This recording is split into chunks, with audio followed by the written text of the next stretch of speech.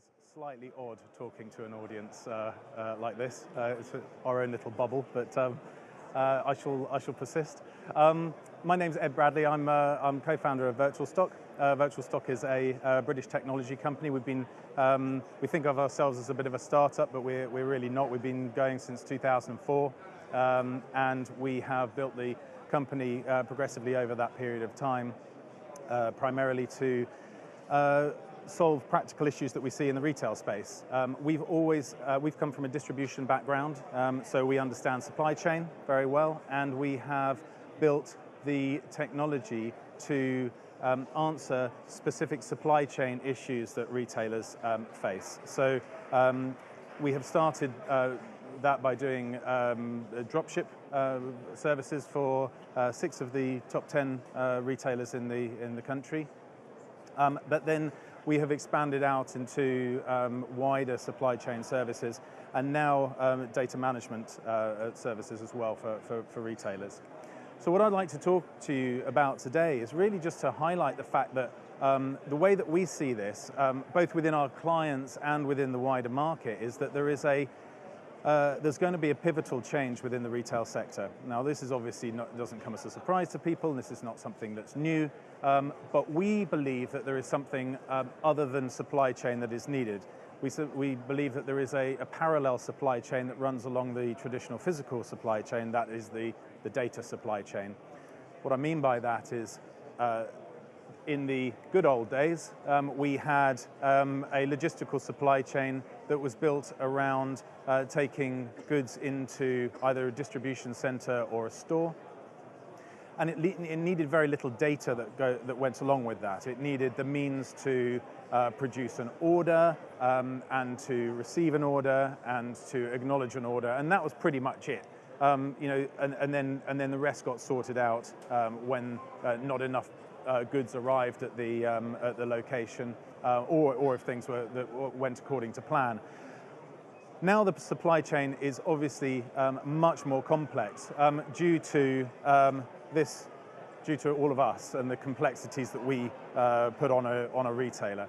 So we have, without really planning it or realizing it in many cases, we want so much more from a retailer than ever before. We want the best price, we want the product right now, we want to be able to change our mind, we want to be able to be influenced by our friends and family. We want a whole host of things. Now, the difficulty is that none of these considerations were ever put in place when retailers put their systems in place initially.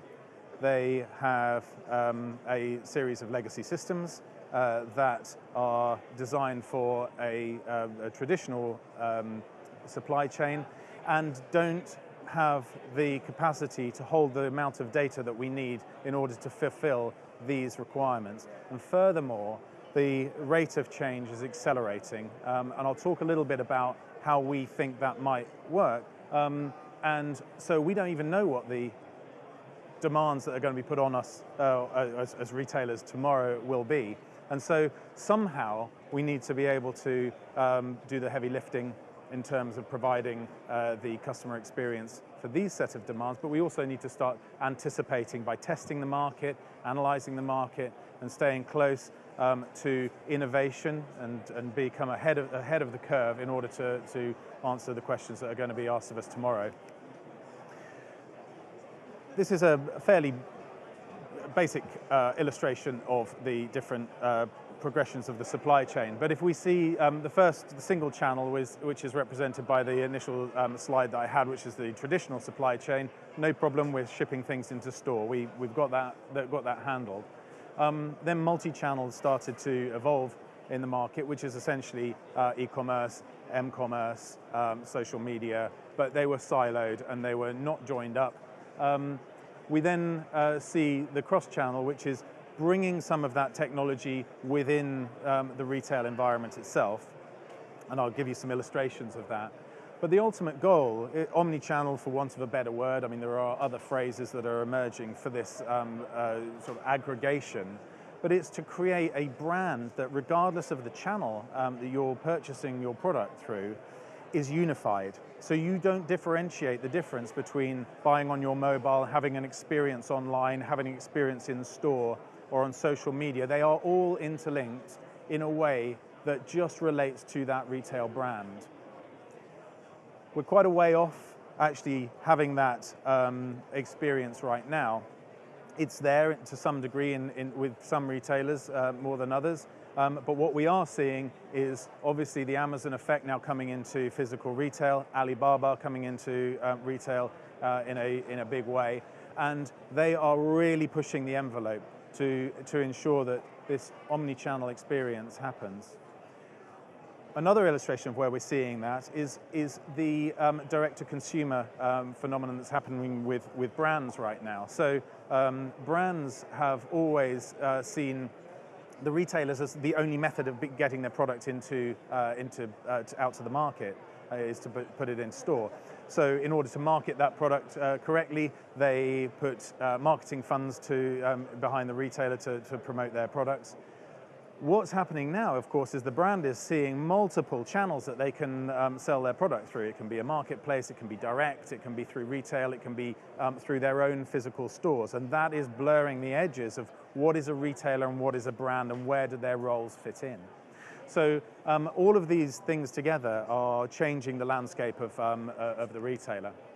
If we look at some analysis that John Lewis did of their own retail activity, it's quite interesting to see that only half of the entire activity now is purely done in the store. Most of the activity involves some degree of multi-channel. So we have at the top where the product was researched and where it was ultimately purchased. So the interesting one here is where it was researched in the store and then purchased online. And of course, that's at the moment slightly counterintuitive and something that we don't see, or we haven't been focusing on as retailers. We've been talking more about the research online and purchase in store. So you browse a universe of products that you think you would like. You then go and you want to be able to sort of touch and feel the carpet that you're going to buy or whatever it might be. So there's an in-store element to that. So the research is done online and the purchase in store. The new iteration of stores, the Amazons and the Alibabas, and a lot of the sort of the press that they're talking about now is the reverse. It's research in store and then purchase online. And we're going to show you a few illustrations about how that might be happening. But that is a growing category. So here's an example of a multi-channel moving to cross-channel. We've all seen it. You can't find something in the store. You have an opportunity to go buy something online. The other thing that is there's a real consideration for these stores, and something that historically Virtual Stock has helped out with these retailers is range expansion. So if you look at Argos, for example, moving from the traditional catalogue and pencil model to an online in-store catalogue. That enables Argos to move from the 20,000 or so products to tenfold. Now, of course, range expansion is something that is something that retailers have aspired to because it is no longer relevant for a retailer to have 20,000 products online. They need a massively expanded assortment because it's one of the things as consumers that we demand. We want choice, we want variety, we want a multi-category consideration when we're buying online. We don't want to be confined to traditional types of product selection. And we can see this here. So if you have a traditional product catalogue from a retailer, it's about 20,000 products. That's how much a retailer can actually store within a single warehouse. If you look at an extended range or an aspirational range for a retailer, it's about 200,000 products. But it comes as no surprise to us that we have the likes of Amazon. 600 million products is on Amazon.com right now, about 300 million for Amazon.co.uk. But the interesting thing here is that they're adding 1.3 million products a day. That's the data supply chain. So this is what we mean by the data supply chain. How on earth do you get 1.3 million products onto your platform as a retailer per day, or per year, or half that? I mean, it's a phenomenally difficult challenge. Now, what we find is that retailers, traditional retailers, have got these legacy systems. It's very difficult for them to cope with this volume and variety of data, and therefore there are manual workarounds that have been put in place. Those manual workarounds involve a lot of people, they involve a lot of spreadsheets, and they involve a lot of money. And they don't do the job particularly well, because how can you scale with that sort of operation? Now, of course, we can put in place applications that compensate for a few of these sort of things, but what we are encouraging retailers to do now is to actually look holistically at the entire data supply chain across the whole business and say, how do you extract that data in a meaningful way so that you have visibility right the way across your supply chain, not only for orders, but also for tracking, and also for inventory, and also for product data and induction into your platforms. And those are the considerations and the activities that we're working on at the moment with our clients. So if we look at the e-commerce giants, so we've got a lot of noise at the moment about Amazon coming into the retail market. They've obviously bought Whole Foods. They have also opened up their own Amazon Go stores, and they're doing this for a very clear reason. Online retail, for the first time since its inception, is starting to slow. So we're used to the sort of 12-15% growth figures, even 20% growth figures in the early days for e-commerce. They are starting to slow now, and so we saw a 9% growth year on year last year. Now, what we see is a very clear reaction from the online giants, which is diversifying their own go-to-market activity. So whereas traditional bricks and mortar retailers have been trying to go online and become e-commerce, m-commerce enabled, so too Amazon and Alibaba are going for bricks and mortars, and we have even seen Amazon opt to go for catalog businesses. Whereas it's a dying and declining market, it's still a viable market, and there's still margin and revenue to be made there for that retailer.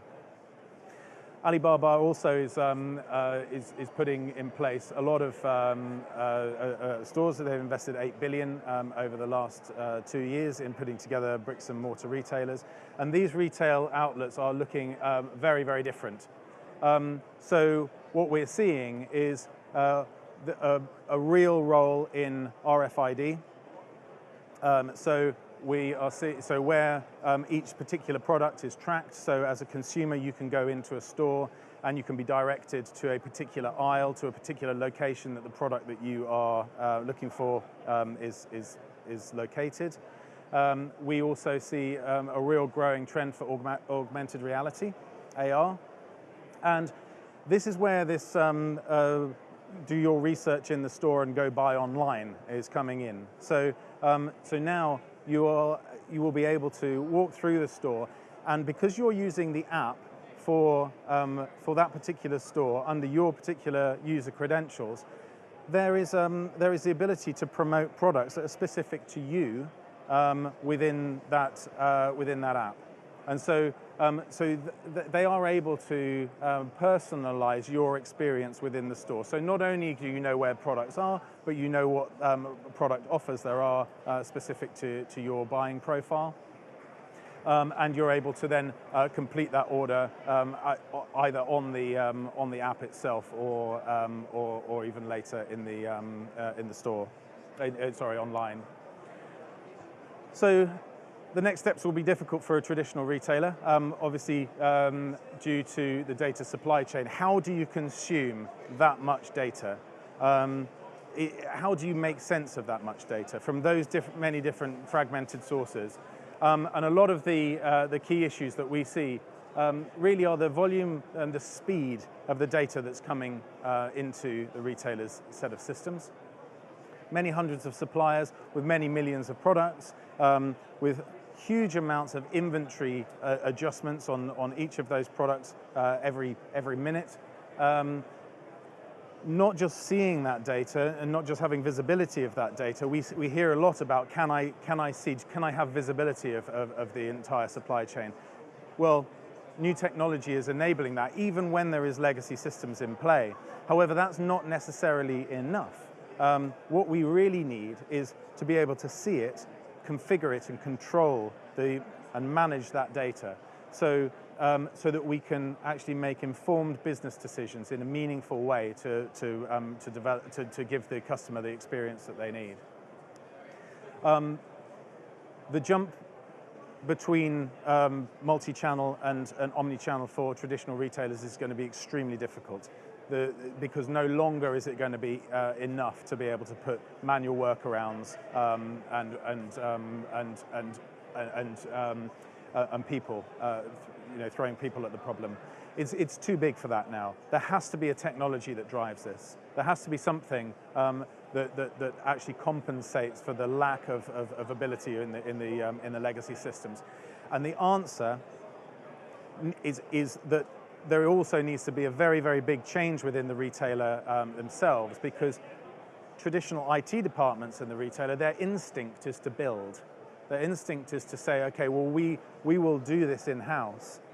Yet, it is the time has come now where the market will outpace that to a factor of many times, because and by the time that the IT department has built what it is that they set out to build, there simply won't be fit for purpose. And so there is a real need now for the IT department not to be a development house, but to be an architect of an eco framework and a network of best-in-class technologies that don't replace the legacy system, but complement them and speak to them and allow them to work and to take the heavy lifting for the next generation of demands. And I didn't want to plug virtual stock mercilessly, but we are one of those technologies, obviously, but there are a large number of those technologies here. We focus a lot on the front end of our businesses. We focus a lot on making our websites and our user experience at the front end shiny and nice and rightly so. But we also need to harness the supply chain element of that, and so that we can make sure that all of the front end development doesn't go to waste by breaking at the back end. And so we have a new data supply chain requirement, and I think it is time for retailers really to try and embrace that and look for solutions for that. So, short and sweet. I hope that was informative enough. Perhaps if there's some questions, I'd be happy to take some of those. We have got time. Great. 1 minute, 30 seconds. Perfect. So, here you go. This is a common theme. How do you increase visibility when legacy systems are so archaic? So the way that we go about that is that legacy systems are archaic and they're very, very difficult to talk to. However, they do have a method of outputting data and consuming data. And so the way that we go about that is that we have configured our platform to enable us to consume the data that is output from those systems in any format. So the key is not to try and make the legacy system change, it's to take that data in whatever way it outputs it and then make sense of it in new modern technology. Yeah. That is the only way to do it. Otherwise, you're trying to change a multiple network of legacy systems. And that's how banks work, and obviously banks are built on legacy systems. Yes. And I think a really important question here, which often is overlooked, what cultural changes are needed to implement transformation? There are a lot. There is a shift from I've said it just now, but internal IT. there is a recognition within retail that the business now, the executives within the business are a lot more tech savvy than they were in the last generation. They can make decisions on technology, and they have very good understanding about what technology is going to solve problems right now for them. Now, there is a conflict often between internal IT and the business, because the IT are working on their projects and the business comes up with a solution. The cultural change that I think that needs to happen is that the IT department and the business need to work much closer together and not be proud about who's building this solution, but to work together to find the best-in-class solution to solve the problem. And with that, a big round of applause for Ed. Thank you very much. Standing room only. Thank you very much.